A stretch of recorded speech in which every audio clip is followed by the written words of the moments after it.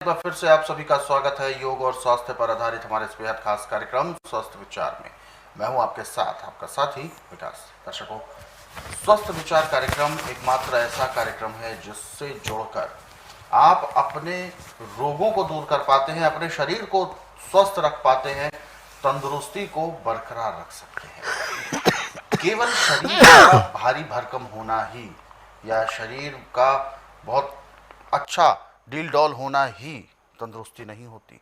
तंदुरुस्ती है शरीर के अंदरूनी हिस्से आपके सही प्रकार से कार्य कर रहे हों, आपका पेट ठीक है, आपके खून में किसी प्रकार के कोई विकार नहीं है, आपके जो अन्य अंग हैं, किडनी है, लीवर है, हृदय है, ये सभी चीजें सुचारू रूप से काम कर रही हो, आपका भोजन अच्छे से पच रहा हो, तभी आप समझे कि आप तंदुरुस्त हैं। और तंदुरुस्ती की सबसे अच्छी पहचान है आपकी आंखों में चमक होगी, आपके चेहरे पर तेज होगा और आपके शरीर में स्फूर्ति होगी। एनर्जेटिक आपका जो बॉडी है वो आपको महसूस कराएगा कि आपके अंदर तंदुरुस्ती है, आप सेहतमंद हैं। ये सब तभी संभव है जब आप अपनी दिनचर्या को नियमबद्ध करते हैं। यदि आपके सारी जो दिनचर्या है वो अगर अच्छी है, नियम से है, तो आपको किसी प्रकार का रोग होगा ही नहीं। और यदि छोटे मोटे कोई रोग हो भी जाते हैं तो उसके लिए एक कार्यक्रम हम आपके लिए लेकर आते हैं। इसीलिए आप सभी से हम अनुरोध भी करते हैं, जब भी आप इस कार्यक्रम को देखने बैठें तो कॉपी और पेन जरूर लेकर बैठा करें। जो भी नुस्खे उपचार आपको बताए जाएं उनको आप लिख जरूर लिया करें। आज के इस अंक में हम एक ऐसे ही विषय पर बात करेंगे, तो ध्यानपूर्वक कार्यक्रम को देखें, सुने और उसे अपने जहन में उतारने का प्रयास अवश्य करें। गुरुजी, आज के इस अंक में हम बात करने जा रहे हैं अपाच क्रिया की। अपाच, जैसा कि शब्द से ही पता चलता है, जो चीज पच ना पाए, तो ऐसे में अपाच होना ये किस तरीके के रोग की निशानी आप मानते हैं? क्योंकि भोजन तो पचने के लिए ही किया जाता है, पचेगा तभी हमें एनर्जी मिलेगी, लेकिन जब वो पच नहीं रहा तो ये किसका फॉल्ट है, किसकी प्रॉब्लम है, कैसे ये शुरू होती है, क्या इसके पीछे आपका नजरिया है? देखिए, अपाच क्रिया उनको होती है जो जी तोड़ मेहनत करते हैं और खान पान की तरफ ध्यान नहीं देते। भूखे पेट भी अपने काम पे लगे हुए हैं। अच्छा। अब हमारी जो आंतें कैंचुए की भांति चलती हैं, जब ऐसे करते हैं और आंतों के अंदर खाना आपका है नहीं तो चिपक जाती हो। जब आंतें चिपक जाती हैं ज़्यादा मेहनत करने से, तो लीवर की पाचन शक्ति कमज़ोर पड़ जाती है। और यदि आप तली हुई चीज़ें ज़्यादा खा रहे हैं, बेटैमा खाना खा रहे हैं, पानी कम पी रहे हैं, तो ये रोग पैदा होता है। और इसका उपचार आज पूरे संसार के अंदर ये कहें कि किसी संस्था के पास बिल्कुल नहीं है। क्योंकि मैं इसलिए कहता हूँ कि मैं नाड़ी वैद्य हूँ। जब मेरे पास रोगी आता है मैं उससे कहता हूँ कि भैया ये बीमारी तो आपकी ऐसी है। जब वो कहते हैं हाँ जी ठीक है, तब मैं उसको बताता हूँ कि देखो परहेज करे तो ये है, पहले परहेज पढ़ लो तो दवाई लेना। परहेज आपके बस का नहीं है, दवाई मत लो। क्योंकि जिसको अपाच क्रिया होती है इसको बिल्कुल नॉर्मल खाना दिया जाता है, और उसको ठीक करने के लिए सबसे अच्छा तरीका है कि कच्चा बेल लाएं, उसको भून करके उसका गुद्दा निकाल लें, उस गुद्दे के अंदर थोड़ा सा लवण भास्कर डाल दें और उसको वो खाने को दें रोटी की जगह। तो उसके लेने से लीवर भी काम करेगा और आंतों के अंदर जो सिकुड़न पैदा हुई थी वो खुलेगी। अब इसके साथ दूसरा उपचार है इसका कि अनानास का जूस और सेब का जूस बराबर मात्रा में लें। एक बारी में 50 या 60 ग्राम लेना, दोनों का मिला के बराबर मात्रा में हो, जितना सेब का उतना अनानास का। तो इससे भी आपकी अपाच क्रिया समाप्त हो गई। सर्दियाँ आ जाएंगी, उसमें संतरा और अनानास ले लें। ये जो है ये अपाच क्रिया को ऐसे समाप्त करते हैं जैसे जलती अग्नि में पानी डाल के अग्नि शांत होती है। परंतु एक दिन में अपाच क्रिया समाप्त नहीं होगी, कम से कम महीना 1.5 महीना आपको लेना पड़ेगा।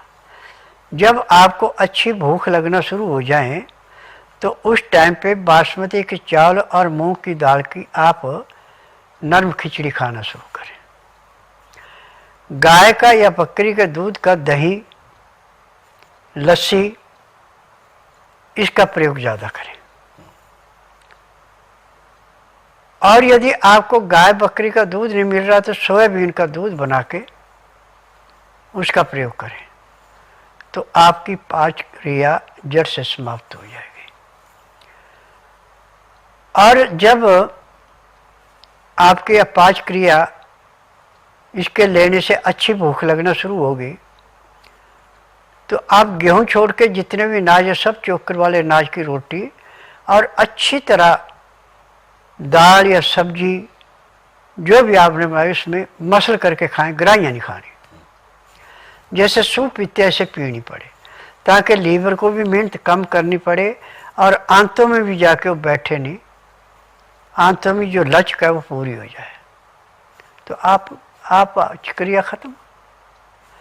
आप पांच क्रिया के रोगी का पेट हमेशा सिकुड़ा हुआ रहता है और टाइट रहता है। आप पांच क्रिया समाप्त होने के बाद पेट ऐसे मुलायम होता है जैसे धुली हुई रुई होती है। तो मैं तो हर एक श्रोता से एक निवेदन करूंगा कि संसार का कोई रोग ऐसा नहीं है जिसका उपचार मेरे पास नहीं है। मेडिकल लाइन में किसी एक अंग का एक डॉक्टर स्पेशलिस्ट होता है, वो भी सिर्फ उस अंग को सुन कर तक रोग नहीं काट सकता। परंतु स्वस्थ विचार पैर के तलुए से सिर के बाल तक के हर एक रोग को ऐसे समाप्त करता है जैसे जलती अग्नि पतंगे को नष्ट करती है। और यहाँ पे ना तो रोगी को मुंह से बोलना पड़ता है कि मुझे तकलीफ है, ना कोई टेस्ट रिपोर्ट लानी पड़ती है, ना परिवार की हिस्ट्री बतानी पड़ती है। यहाँ का नियम है कि बुधवार की मैं छुट्टी रखता हूँ, गुरुवार से लेकर मंगलवार तक नाड़ी परीक्षण करता हूँ। नाड़ी परीक्षण में पैर के तलुए से सिर के बाल तक की MRI, CT scan, x-ray, ultrasound, ECG, sonography सब कुछ 5 सेकंड में हो जाते। फिर उसके बाद दवाइयाँ खाने की हैं, दवाइयाँ पीने की हैं, मालिश करने का तेल है, आँख में, नाक में, कान में डालने की दवाइयाँ, दांत मंजन है, ये सब जड़ी बूटियाँ हैं। जब इन दवाइयों का प्रयोग करेंगे तो जब तक आप बात परहेज नहीं करेंगे दोबारा आपको कोई रोग होगा नहीं। तो बिल्कुल आपकी जो दिक्कतें हैं, ये जो समस्याएं हैं, ये बिल्कुल ठीक होंगी, लेकिन इसके लिए आपको नियम और परहेजों में ज़रूर रहना होगा। जैसा कि गुरुजी ने बताया, मनुष्य का ये हमारा जीवन है, हमें मर्यादा भी कायम करनी है, हमें संयमता भी बरतनी है और हमें नियम परहेजों के साथ ही चलना है, तभी हम मनुष्य कहलाते हैं। यही मनुष्य का धर्म भी है, डिसिप्लिन में रहना। और डिसिप्लिन केवल समाज या देश के लिए ही नहीं बल्कि अपने शरीर के लिए, अपने व्यक्तिगत जीवन के लिए भी डिसिप्लिन होना बहुत ज़रूरी है।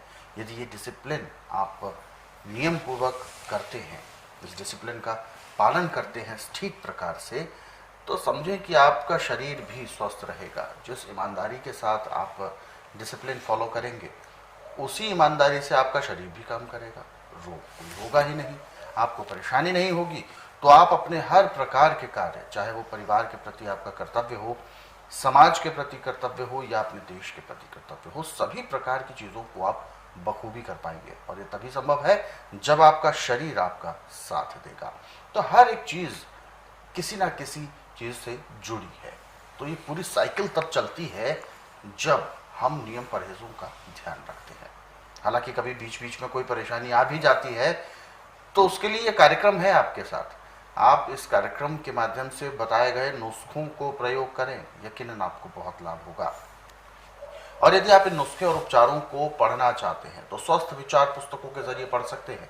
इन पुस्तकों को आप कोरियर या डाक के माध्यम से अपने घर पर मंगवा सकते हैं। ये पुस्तकें हर एक परिवार में, हर एक घर में होना बहुत ज़रूरी है। तो इस पुस्तक के लिए आपको हेल्पलाइन नंबर पर कॉल करना है। नंबर आपकी टीवी स्क्रीन पर है। सुबह 10 बजे से शाम 5 बजे के बीच में आप कॉल कर सकते हैं। और दर्शकों, यदि आप इस कार्यक्रम से अभी जुड़ना चाहते हैं तो आप हमें कॉल कर सकते हैं या आप हमें व्हाट्सएप के जरिए अपना मैसेज भी ड्रॉप कर सकते हैं। व्हाट्सएप मैसेज में लिखें आप अपना नाम, उम्र, कहाँ से बात कर रहे हैं वो स्थान और पूरा सवाल, जो भी आपकी परेशानी है वो लिखकर भेजें। आपका सवाल लिया जाएगा और आपको मार्गदर्शन प्राप्त होगा।